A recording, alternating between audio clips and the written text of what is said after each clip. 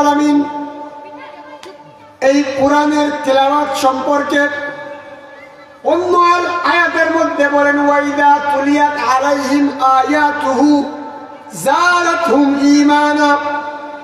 যাদের সামনে যারা এই কোরআন তেলাওয়াত করে আল্লাহ রাব্বুল আলামিন তাদের ঈমান আল্লাহ রাব্বুল আলামিন বহু গুণে বৃদ্ধি করে দেন। অন্য কোন ধর্মগ্রন্থ অন্য কোন কিতাব সম্পর্কে আল্লাহ পাক বলেন নাই এই গ্রন্থ পড়লে ঈমান বৃদ্ধি হবে। আল্লাহর কালামের একটা অক্ষর পড়লে আল্লাহ তাআলা 10টা নেকি দান করেন। অন্য কোন বই সাহিত্য পড়লে 10টা নেকির কথা নাই। তাহলে এই কোরআন পড়ানেওয়ালারা যেমন সৌভাগ্যবান, এই কোরআন পড়নেওয়ালারা ঠিক তদ্রূপভাবে সৌভাগ্যবান। আর এই কোরআন পড়ানো আর এই কোরআন পড়ার জন্য দ্বীনি দরজগায় যারা সহযোগিতা করবেন তারাও আল্লাহর দরবারে দাবি হবে। আপনারা যদি কোরআনের মাহফিলে, দ্বীনি মাহফিলে যেভাবে আসছেন ঠিক তদ্রূপ পাবে এই দ্বীনি মারকাজে আপনাদের অর্জিত সম্পদ থেকে দান করেন, তাহলে আপনারাও এই শ্রেষ্ঠত্বের সাথে অংশীদার হবে। রাজি আছেন তো এই মাদ্রাসার সঙ্গে থাকতে? থাকবেন তো ইনশাআল্লাহ? এই মাদ্রাসার হাজত পূর্ণ করার জিম্মাদারি আল্লাহ, আর এই হাজতকে পূর্ণ করার জন্য উসিলা হচ্ছি আমরা।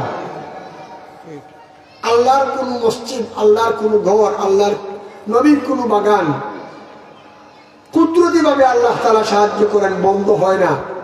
কিন্তু ওই যে আগে বললাম, আপনার সম্পদ থেকে আপনি যদি আল্লাহর রাস্তায় দান না করেন, আমার সম্পদ থেকে যদি আমি আল্লাহর রাস্তায় দান না করি, তাহলে আল্লাহর কাজ আল্লাহ চালাবেন, মসজিদ মাদ্রাসা আল্লাহ চালাবেন।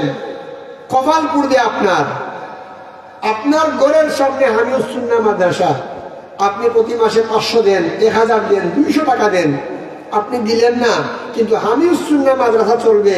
কিন্তু আপনি কবরে গেলে, ময়দানে মাশরে গেলে আফসোস করবেন, ইস আমি যদি এই মাদ্রাসায় মাসে সপ্তাহে একটা দান করতাম তাহলে আমার জন্য আজকে আফসোস থাকতো না। আল্লাহ তাআলা আমাদের তৌফিক দিন। দেখেন একটা ঘটনা বলি, আল্লাহ তাআলা যে কোরআনের সম্মান, কোরআনের মর্যাদা কতটুকু বাড়িয়েছেন। আমেরিকা, ইউনাইটেড স্টেট অফ আমেরিকাতে একবার একটা কনফারেন্স হয়েছিল 1986 মিনিটে। সেখানে একটা কম্পিটিশন হয়েছে যে পৃথিবীর সকল ধর্মগ্রন্থ পাঠ করা হবে।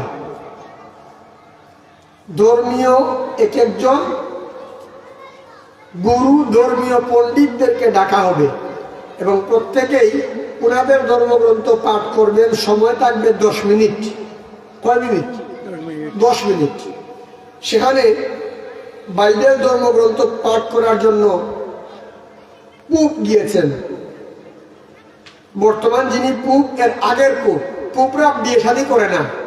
ইতালিতে একটা স্বায়ত্তশাসিত আলাদা দেশ আছে, এটাকে বলে ভ্যাটিকান সিটি, অঙ্গরাজ্যের মতো। পুপরা সেখানে বসবাস করে, পুরা বিশ্বের খ্রিস্টান ধর্ম তারা চালায়।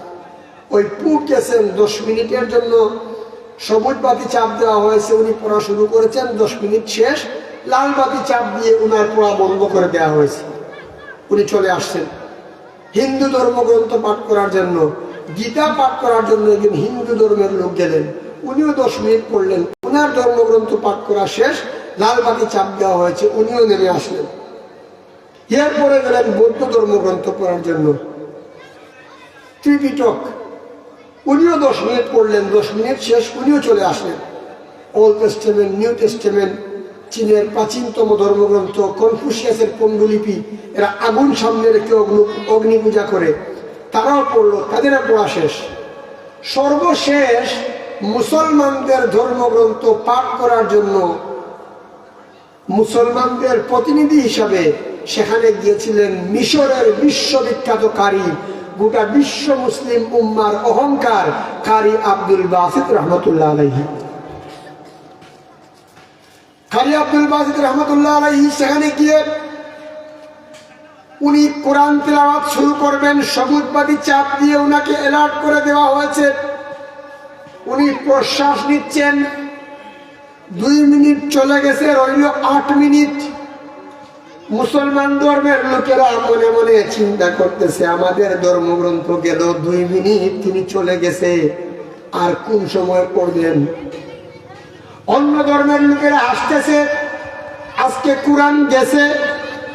কিন্তু আল্লাহর বান্দা কারি আব্দুল বাসিত রহমতুল্লাহি আলাইহি 2 হাত কারে দিয়ে আউযু বিল্লাহ বিসমিল্লাহ পড়ে এমন সুন্দর কণ্ঠস্বর দিয়ে সূরা ফাতিহা পড়া শুরু করলেন। 1 মিনিট 2 মিনিট করে 10 মিনিট ওভার টাইম চলে গেল। বিচারক আর লাল বাতি চাপ দেয় না, কারণ কোরআনের তিলাওয়াতের সম্মানে ওই বিচারকের লাল বাতি চাপ দেওয়ার কথা ভুলিয়ে দিয়েছে কে? এরপরে কারি আব্দুল বাসিত চিন্তা করলেন, যেহেতু আর লাল বাতি চাপ দিল না, আমি আরো একটা সূরা পড়া শুরু করি। তিনি কোরআনুল কারীমের অন্যতম একটা সূরা, সূরা আর রহমান তিলাওয়াত শুরু করলেন। এত সুন্দর কণ্ঠে উনি তিলাওয়াত করছেন, উনার সুদরিত কণ্ঠের ঝংকারে পুরা কনফারেন্স হলকে মাতিয়ে তুললেন। ওভার টাইম চলে যাওয়ার পরে পিছন থেকে অন্য একজন এসে ওই বিচারকের পিছনে ধাক্কা দিয়ে বলল, সকল ধর্মগ্রন্থকে তুমি 10 মিনিট সময় দিলে, কিন্তু মুসলমানদের ধর্মগ্রন্থ কোরআনকে অতিরিক্ত সময় দিলে কেন? তখন তোমার হুঁশ আসলো। এখন দেখা যায় যে সত্যি ইসলাম ধর্মের গ্রন্থ কোরআনকে অতিরিক্ত সময় দেওয়া হয়ে গেছে। এখন বেচারা কি করবে? যেহেতু আন্তর্জাতিক কম্পিটিশন, এজন্য আন্তর্জাতিক মানের মামলা দায়ের করা হয়েছে ওই বিচারকের উপরে, কারণ কোরআনকে উনি অতিরিক্ত সময় দিয়েছেন। 3টা মামলা, এর মধ্যে সুইজারল্যান্ডের দি হেগে মামলা, আইন নিয়ে যারা পড়াশোনা করে, এটা অত্যন্ত জটিল মামলা। ওই মামলায় ওনাকে হাত করা পড়িয়ে তোলা হয়েছে। বিচারকের নামটা আমার এই মুহূর্তে মনে পড়ছে না। হাত করা পড়িয়ে তোলা হয়েছে। ওনাকে প্রশ্ন করা হলো, আপনি মুসলিম ধর্মের কোরআনকে অতিরিক্ত সময় দিলেন কেন? তখন ওই বিচারক ওই বিচারপতির কাছে বললেন, আপনার কাছে আমার একটা সবিনয় আবেদন রয়েছে। কি? আপনারা জানেন, যারা পাগল, যারা অ্যাবনরমাল, যাদের মাথায় সমস্যা থাকে, যারা হিতাহিত জ্ঞান বুদ্ধি রাখে না, এদের কোনো বিচার হয় না। তো আমি সকল ধর্মগ্রন্থের পাঠ শুনেছি এবং 10 মিনিট শেষ হওয়ার পরে আমি লাল বাতিও চাপ দিছি, কিন্তু ইসলাম ধর্মের গ্রন্থ কোরআন পাঠ করার জন্য যে মিস্টার আব্দুল বাসিত এসে 2 কানে হাত দিয়ে তার সুললিত কণ্ঠ দিয়ে এত সুন্দর কণ্ঠের ঝংকার তুলছে, আমি আকাশে না জমিনের অতল গহ্বরে আমি জানি না, আমার হৃদয় জ্ঞান ছিল না, আমি মেন্টালি ভাবে জ্ঞান হারিয়ে ফেলেছি। এবার বিচারপতি, আপনি বলেন আমার বিচার আপনি কি করবেন? তখন ওই বিচারপতি চিন্তা করেন, আসলেই তো তার কথা ঠিক আছে। সর্বশেষে ওই বিচারপতিকে, ওই প্রধান বিচারককে সুইজারল্যান্ডের দি হেগে মামলা সহ সকল মামলা থেকে বেকসুর খালাস প্রদান করা হলো। কিসের সম্মানে? ওই বিচারক কুরআনুল কারীমকে অতিরিক্ত সময় দেওয়ার কারণে।